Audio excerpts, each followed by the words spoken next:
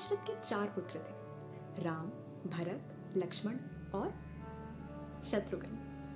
यदि आपको चारों पुत्रों के नाम पता थे तो उत्तम, लेकिन ये बहुत ही दुख की बात है कि कई लोग जो एज ए हिंदू आइडेंटिफाई करते हैं, उन्हें अपने इतिहास ग्रंथों की कहानी तो दूर, उनके मुख्य पात्रों के नाम भी नहीं पता होते। मेरे लिए इस चैनल को शुरू करने के पीछे एक बहुत बड़ी मोटिवेशन है अवेयरनेस स्प्रेड करना। कोशिश सनातन धर्म को महान दिखाने की नहीं, बल्कि उसे लोगों तक पहुंचाने की है, ताकि आप अपने रिलीजन, कल्चर और हिस्ट्री को समझें, जानें, उसे परखें और उसके बाद अपना ओपिनियन फॉर्म करें। तो आज फॉरगॉटन सीरीज के एपिसोड 3 में चलिए बात करते हैं रामायण के the least talked about brother Shatrughan के बारे में। शत्रुघ्न यानी जो शत्रुओं का विनाश करते हैं, ये राजा दशरथ के सबसे छोटे पुत्र थे, रानी सुमित्रा की संतान और लक्ष्मण जी के जुड़वा भाई।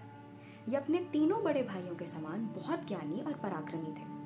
जैसे लक्ष्मण जी राम जी की सेवा अर्चना में रहते थे, वैसे ही शत्रुघ्न जी की भ्राता भरत के प्रति विशेष भक्ति थी। जैसे राम जी श्री विष्णु जी के अवतार हैं और लक्ष्मण जी शेषनाग के, वैसे ही शत्रुघ्न को सुदर्शन चक्र तथा भरत जी को शंख का अवतार माना जाता है।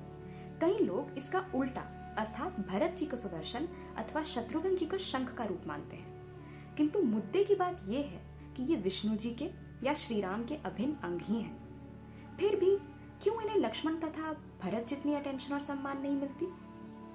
जब श्री राम वन गए तब अनुज लक्ष्मण भी उनके साथ गए। 14 सालों तक भैया भाभी की सेवा की।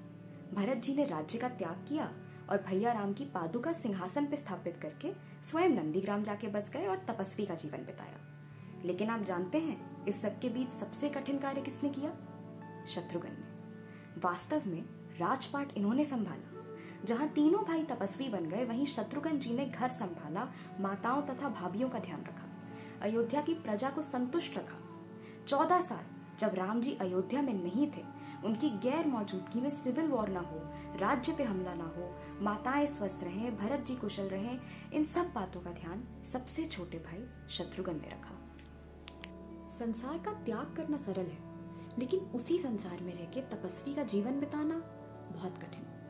जब श्री राम वनवास पे थे, तब शत्रुघ्न जी ने भी पत्नी अथवा संतान का सुख नहीं भोगा। त्याग तो इनका भी महान था। फिर क्यों लोग इन्हें भूलते जा रहे हैं? इनके विषय में बात नहीं होती, इनकी भक्ति का उदाहरण नहीं दिया जाता। जब श्री राम वनवास से लौटे थे, तब मधुपुरी की प्रजा ने इनसे आके शिकायत की कि प्रभु, हमारा राजा लवणासुर बहुत क्रूर है, हमें उससे मुक्ति दिलाएं। तब शत्रुघ्न जी ने श्री राम से कहा कि भैया, आप मुझे मधुपुरी जाने की अनुमति दीजिए। ये मधुपुरी गए और लवणासुर का अंत किया और मधुपुरी का नाम बदल के मथुरा नगरी रखा। शत्रुघ्न जी ने तकरीबन 12 सालों तक मथुरा नगरी पर शासन किया। इनकी पत्नी का नाम श्रुतकीर्ति है, जो कि राजा जनक, जो सीता जी के पिता हैं, उनके छोटे भाई कुशध्वज की छोटी बेटी है। इनके 2 पुत्र थे, सुबाहु और शत्रुघ्न। शत्रुघ्न जी की कहानी हमें सिखाती है कि एक मटेरियल वर्ल्ड में रहते हुए भी डिटैच्ड कैसे रहा जाता है।